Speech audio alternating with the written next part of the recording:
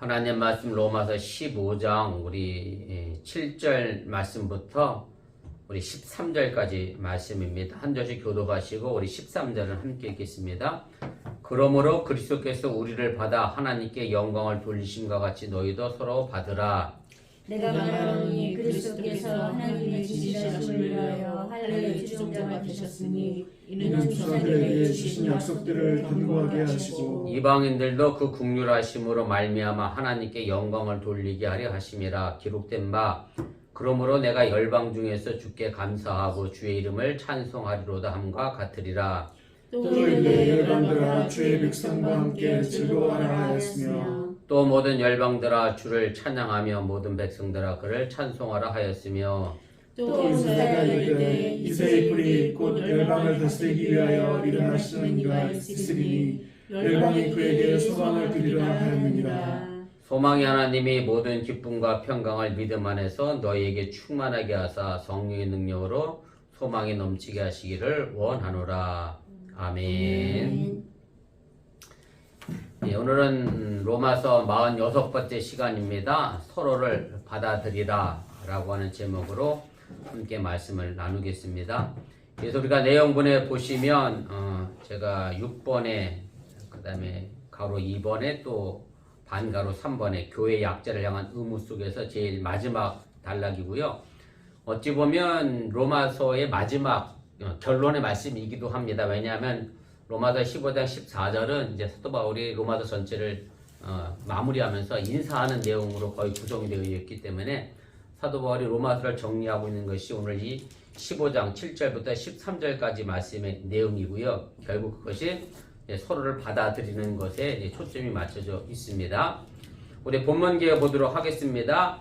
그래서 오늘 이 단락에서 사도 바울이 그동안은 이제 상호 심판에 대하여 서로 비판하고 평가하지 말아라. 그리고 음식 문제 때문에 또 절기 문제 때문에 믿음이 강한 자와 약한 자에 관하여 분열하고 나누지 말아라. 그리고 예수님이 우리를 위하여 모범 보이셨던 것처럼 믿음이 강한 사람이든 약한 사람이든 예수님의 본을 받아서 함께 일치하는 게 옳은 일이다 라고 하는 얘기를 했는데, 여기서부터는 이제 믿음이 강한 자, 믿음이 약한 자 이런 말은 더 이상 등장하지 않습니다. 대신 뭐라고 나오냐면 유대인, 기독교인, 그리고 이방인, 기독교인이라는 표현이 등장하게 되고요.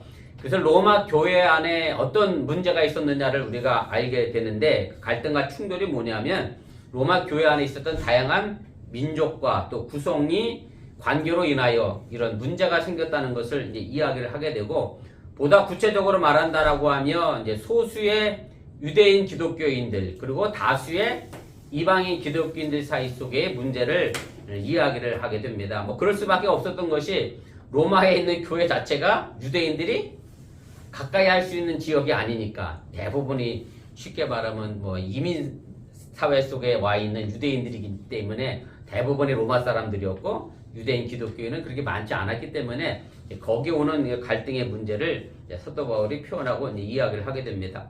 그러면서 사도 바울이 14장 1절 말씀에서부터 계속해서 이야기했던 거, 믿음이 강한 자든 믿음이 연약한 자든 서로 뭐라고 그랬느냐면 용납하고 받아들여라 라고 하는 것을 이제 강조를 하게 됐는데, 그래서 이제 그때까지는 이제 믿음이 강한 자든 믿음이 연약한 자든 두 부류를 나눠서 서로 너희들이 용서하고 받아들일 것을 이야기했다고 하면, 오늘 이 단락에서 이야기하는 것은 단순히 믿음이 강한 자, 약한 자의 문제가 아니라 교회 공동체 안에 있는 모든 구성원들에 대하여 서로 다 다르지만 그것에 대하여 구별짓지 말고 하나님의 사랑 안에서 보편적 차원에서 서로를 받아들이고 용납할 것을 이제 이야기를 하게 됩니다. 그러면서 이제 사도 바울이 이 부분에서 이제 예수님이 어떻게 우리에게 이제 그리스도가 됐고 구세주가 됐는지, 신학적 용어로 얘기하면 이제 칭이라고 표현합니다만은 의롭다라고 우리가 인정받았는지에 관하여 이야기를 하게 되는데, 그래서 바울은 유대인들은 이미 구약 시대부터 어떻게 하나님의 약속대로 이제 그대로 이제 의롭다 하심을 인정받았다라고 하면, 이제 이방인들이 구원받은 것은 하나님의 약속을 받은 게 없으니까 전적으로 하나님의 긍휼하심으로 이방인 기독교인들은 이제 구원받은 것을 이야기하면서 본문 9절부터 12절까지 있는 말씀은 전부 구약 성경을 인용해서 하나님이 이방인들을 어떻게 구원해냈는지에 관하여 설명을 하게 됩니다. 3번입니다. 그래서 이것은 결국 은혜라는 것이 어떤 특정한 사람에게만 주어지는 게 아니라 오늘 9절부터 10절까지 계속해서 나오는 단어가 뭐냐면 열방이라는 단어잖아.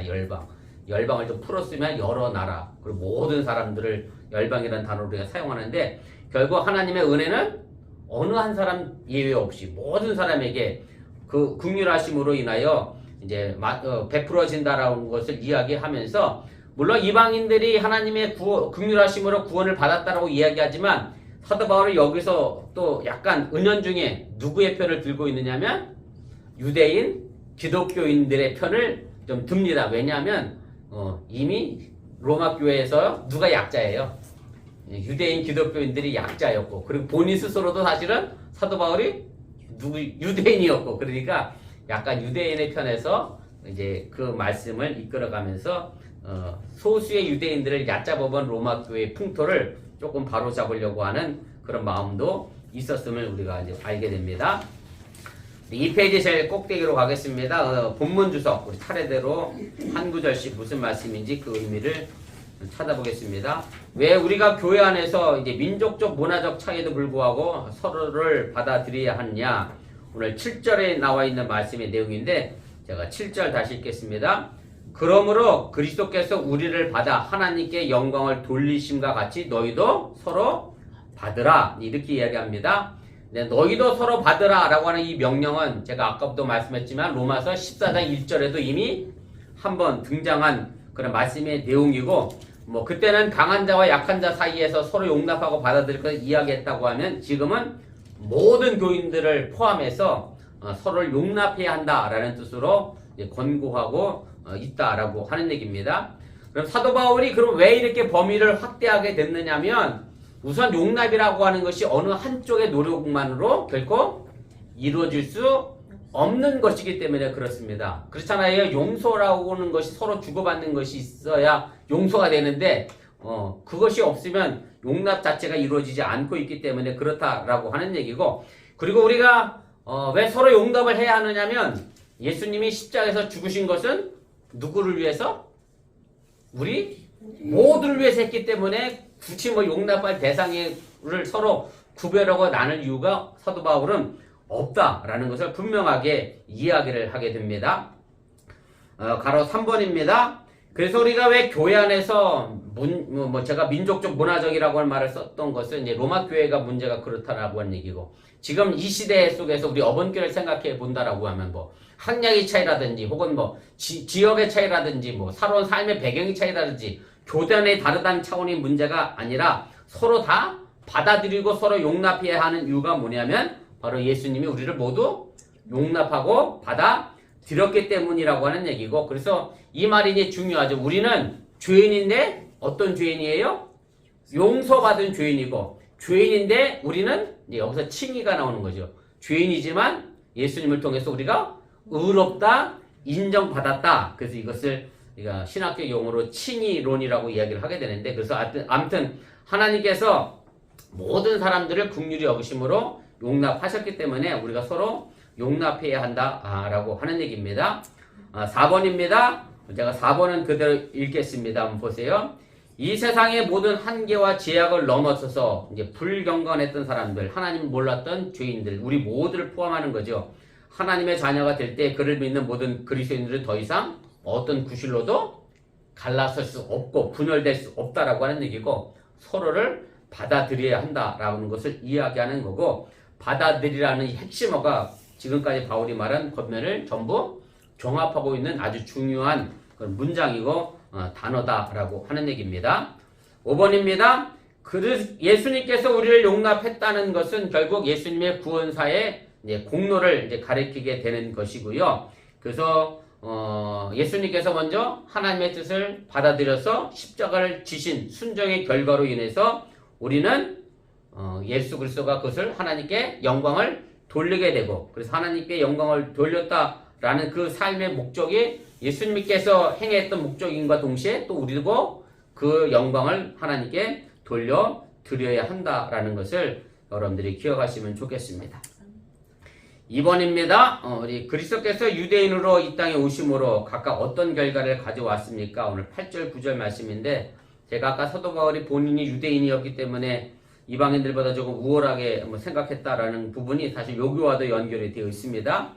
8절 9절입니다. 제가 읽을게요. 내가 말하노니 그리스도께서 하나님의 진실하심을 위하여 할례의 추종자가 되셨으니 이는 조상들에게 주신 약속들을 견고하게 하시고 이방인들도 그 긍휼하심으로 말미암아 하나님께 영광을 돌리게 하려 하심이라. 기록된 바 그러므로 내가 열방 중에서 주께 감사하고 주의 이름을 찬송하리로다 함과 같으니라. 이렇게 되어 있습니다. 그래서 오늘 8절에 있는 말씀은 예수님께서 유대인으로 오신 거에 관하여 이야기를 하면서 예수님께서 유대인으로 이 땅에 오신 것은 결국 유대인들에게 하나님의 뭐를 보여주기 위한 것이냐면 하나님의 신실하심을 보여주기 위한 겁니다. 왜냐하면 구약 성경에서 계속해서 메시아가 그리스도가 어떻게 된다 그랬죠?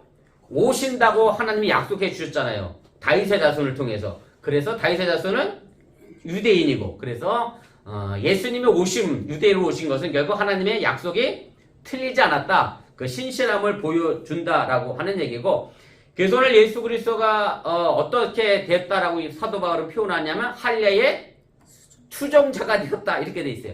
사실은 사도 바울이 할례를 가지고 뭐 그렇게 뭐 할례가 구원을 받느냐 못 받느냐 이런 문제 가지고 따지지 않았잖아요. 그래서 육체 받는 할례가 중요한 게 아니라 어디 받아야 한다 그랬어요. 사도 바울은 마음의 할례가 중요하다 그랬잖아요. 그래서 겉으로 육체 할례 받은 유대인이 중요한 게 아니라 마음으로 할례 받는 게 중요하다라고 했는데 그런데 오늘 예수님이 할례를 뭐한 사람이 됐어요?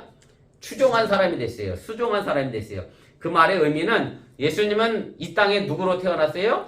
유대인으로 태어났고 또 예수님 본인 스스로가 나는 길 잃어버린 유대인들을 위해서 왔다. 그래서 유대인의 구원을 위하여 왔다라고 이야기했고 또 그들의 구원을 이루기 위하여 죽었기 때문에 이 부분에 관하여 사도 바울이 그렇게 표현을 했습니다.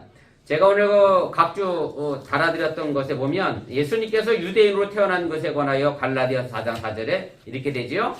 때가 차면 하나님이 그 아들을 보내사 여자에게 나게 하시고 율법 아래 나게 하셨다. 그래서 예수님은 유대인 여자에게 율법에서 나게 하셨다. 그 다음에 마태복음 15장 24절 예수님이 하신 말씀인데 나는 이스라엘 집에 잃어버린 양 외에는 다른 데로 보내심을 받지 아니했다. 그래서 예수님이 유대인을 위하여 먼저 왔음을 이야기하고 있고 또 3페이지 제일 각주 아래로 내려가면 10장 45절 말씀이죠. 마가복음 인자가 온 것은 섬김을 받으려 함이 아니라 도리어 섬기려 하고 자기의 목숨을 많은 사람의 대성물로 주려 왔다. 그래서 예수님이 십자가에서 죽으심으로 그 구원을 이루었다. 이 모든 것들이 할례를 수종드는 것에 포함된 단어의 의미라고 하는 얘기입니다. 3페이지 제일 꼭대기로 가겠습니다.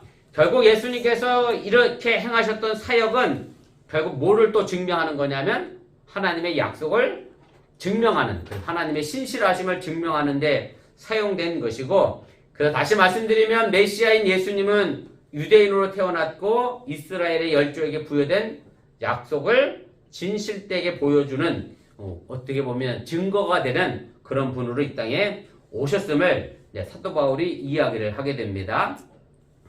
4번입니다. 그리고 이어서 9절에는 뭐가 나오느냐면 유대인들을 위해서 예수님께서 이렇게 오셨다라고 하면 9절은 유대인이 아니라 이방인들을 위해서 하나님의 긍휼하심을 통해서 하나님께 또 다른 영광을 돌린 예를 사도 바울이 제시를 하게 되는데 그래서 예수님이 십자가에서 못 박혀 죽은 이 대속의 신앙, 대속의 죽음은 단지 유대인들만 위한 것이 아니라 결국 모든 이방인들에게까지 확대됐다라는 것을 사도 바울은 분명하게 이야기를 하게 됩니다. 5번입니다. 그래서 이방인들이 한때에 하나님에게 있어서 진노의 자식이었지만 지금은 순전히 예수님의 공로로 구원을 받아 하나님께 예배를 드리며 영광을 돌릴 수 있는 사람들이 됐다라고 하는 얘기고 여기서 또 중요한 것은 이방인들이 구원을 받아 하나님께 영광을 돌리는 것은 이방인들이 뭘 해서가 절대 아니다. 오로지 하나님의 긍휼하심에 관하여 하나님이 구원을 베풀어 주셨기 때문에 이런 일들이 일어나게 됐음을 사도 바울은 이야기를 하게 됩니다. 3번입니다. 오늘 9절부터 12절이 여러 구약의 본문이 인용되고 있는데 핵심적인 내용과 공통의 말씀이 무엇인지 여러분들이 좀 제가 읽어 나갈 때 좀 찾아보시면 좋겠습니다. 제가 9절 후반부부터 읽을게요. 기록된 바는 항상 구약 성경을 인용한 얘기니까 기록된 바 그러므로 내가 열방 중에서 주께 감사하고 주의 이름을 찬송하리로다 함과 같으니라. 10절입니다. 또 이르되 열방들아 주의 백성과 함께 즐거워하라 하였으며 11절 또 모든 열방들아 주를 찬양하며 모든 백성들아 그를 찬송하라 하였으며 12절 또 이사야가 이르되 이새의 뿔이 곧 열방을 다스리기 위하여 일어나시는 이가 있으리니 열방이 그에게 소망을 두리라 하였느니라. 그래서 9절부터 12절까지 제가 마지막 부분에 핵심적인 단어에 관하여 설명했습니다만은 제가 말씀하지 않아도 뭐가 나와요? 열방이란 단어가 계속해서 나오고 또 하나 내용이 뭐냐면 그 열방들이 결국 누구를 찬양해요? 하나님을 찬양한다 라는 얘기가 이제 이 얘기고 그래서 결국 예수님의 대속의 죽음은 특정인에게 국한된 게 아니라 모든 사람들에게 적용되는 것임을 구약 성경을 통해서 인용하면서 사도 바울이 이야기를 하게 됩니다. 자, 3번의 1번입니다. 그래서 9절의 인용문은 시편 18편 49절 말씀의 내용이고요. 제가 각주 하단에도 달아드렸는데 나중에 기회 되시면 보시고 그래서 이 원문의 의미는 결국 다윗이 주위의 이방 나라들을 이기고 하나님께 찬양을 드리는 것으로 그렇게 되어 있습니다.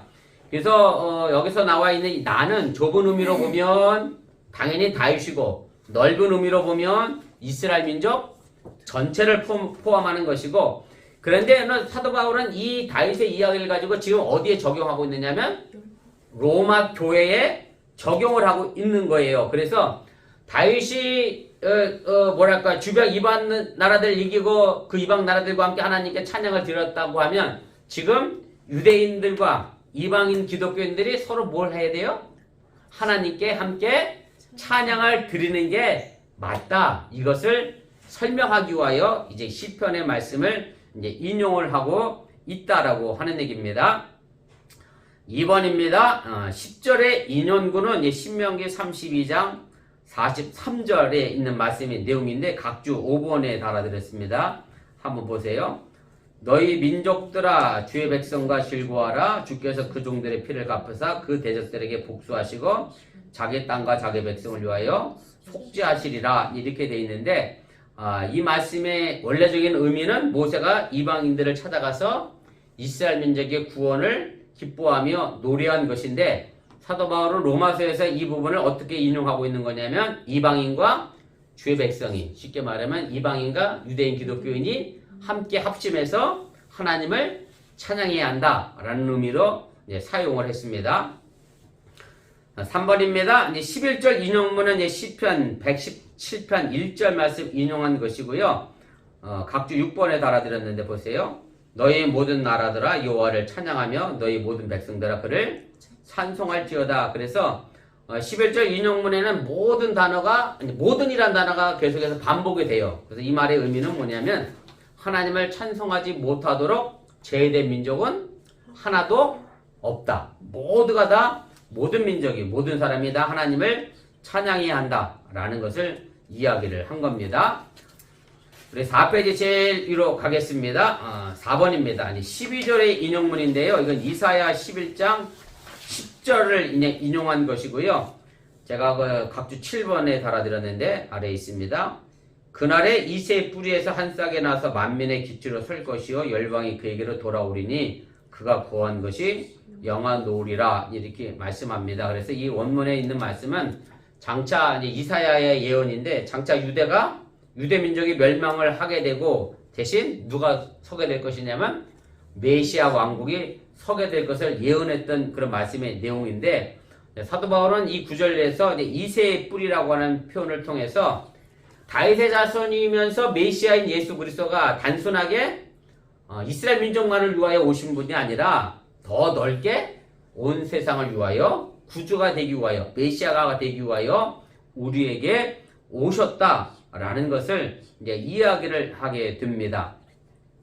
근데 여러분들이 오늘 제가 이렇게 읽어드렸는데 바울이 구약 성경을 인용한 부분을 가만히 보면 어느 한 부분만 인용하지는 않았습니다. 무슨 얘기냐면 제일 앞에는 저기 신명기서를 인용했고요. 그 다음에 이사야서도 인용했고, 그 다음에 시편을 이제 인용했어요. 그래서 제가 거기 5번에 있는 말씀인데 가로 5번입니다. 한번 보세요. 제가 읽을게요. 반복되는 핵심적인 단어는 이미 열방이라고 제가 말씀을 드렸고, 하나님께서 이 모든 인류의 구원을 이제 결정하셨다라는 것이 이제 반복이 됐고, 하나님의 국률하심으로 그리스도께서 모든 이방인들 용납하신 것이 바로 결정적인 구원 사건임을 확정하기 위해서 바울이 이제 쉽게 말하면 좀 나눠서 일부러 발췌를 한 겁니다.